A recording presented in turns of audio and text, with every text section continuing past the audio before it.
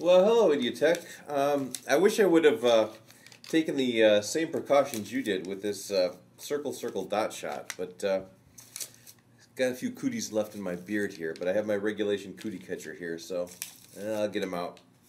Okay, now that that's done with, we can start talking about the subjective-objective distinction again.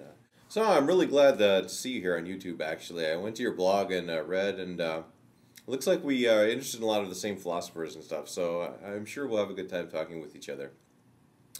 Yeah, for the rest of you, I've posted a link to his blog up here. He's got a lot of nice interests on Quine and Davison and theories of truth and all this other kind of stuff, and a rather well-written article on abduction as well, so well worth checking out. Okay, so on to your questions here. First thing, I guess, is let's talk about your new proposed definition of what distinguishes an objective sentence versus a subjective sentence. Okay, so let me put it up over on the chalkboard. So here's Idiothek's proposed definition for the objective-subjective distinction.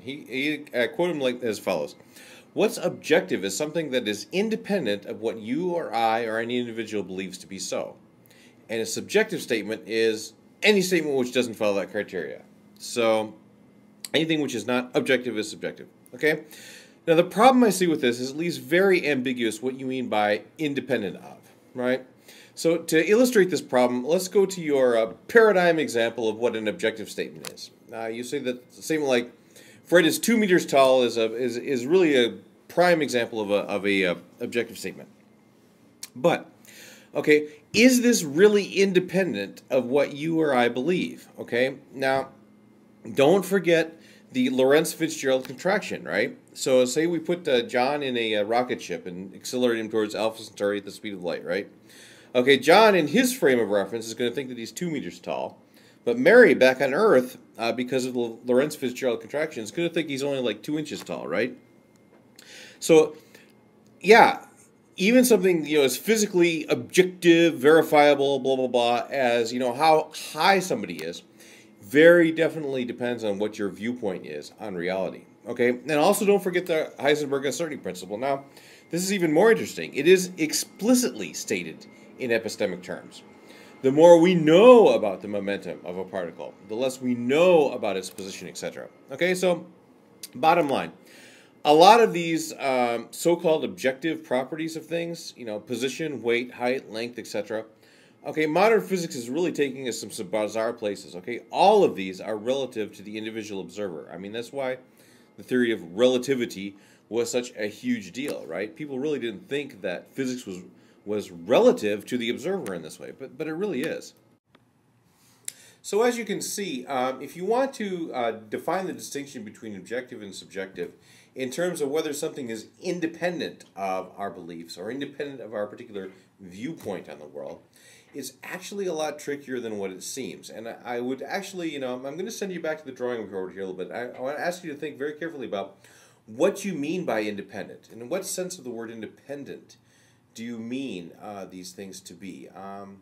And while you're there, think about what exactly you want this distinction to serve. I mean, what does it buy you to divide truths into things which are like objective truths and things which are subjective truths, right?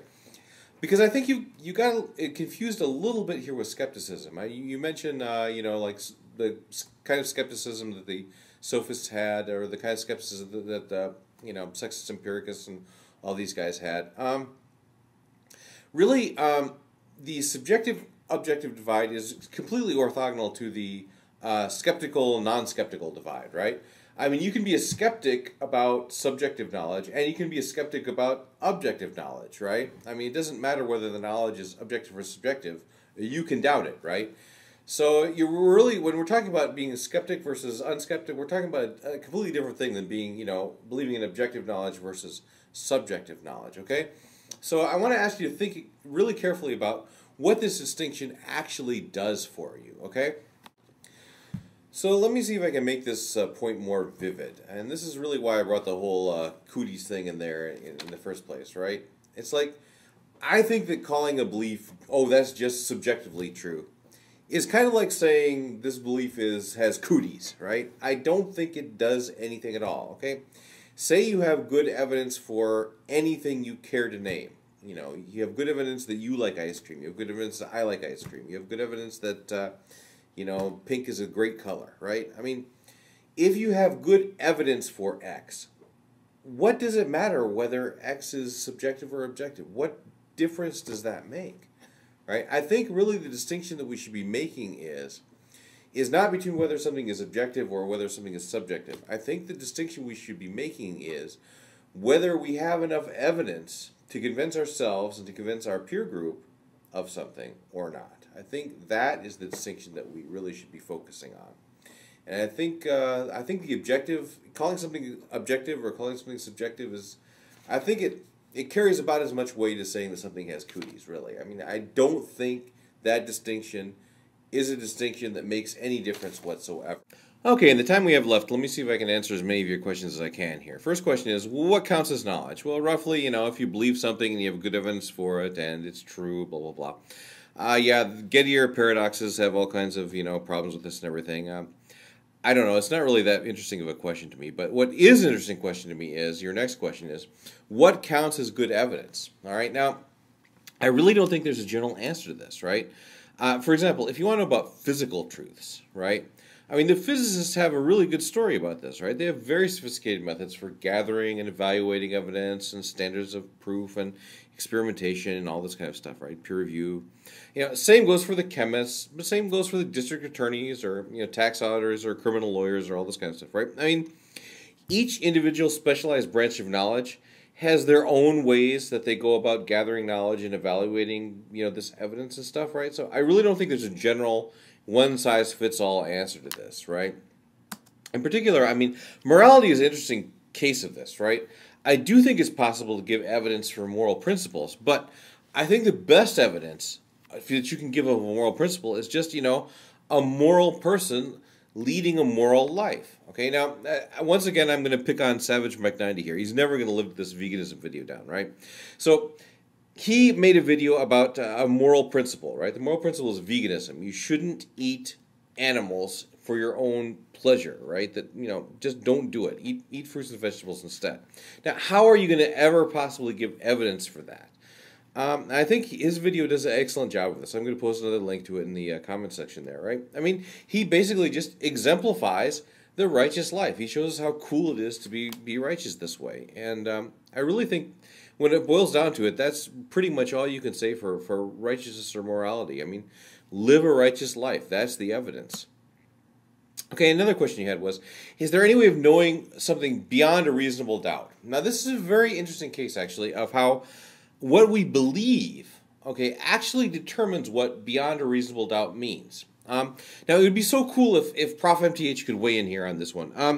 Prof. MTH is my personal guru in matters like this. He teaches constitutional law and argumentation at the university level. So, he's the guy to talk to about this kind of stuff. But I'll just mention like DNA evidence, right? Okay, once we believed that DNA evidence was real, once we believed that it was really reliable, a lot of cases which were decided, quote unquote, beyond a reasonable doubt, or that were beyond a reasonable doubt at a certain time, all of a sudden had a different, verdict here, right? They all of a sudden had reasonable doubt.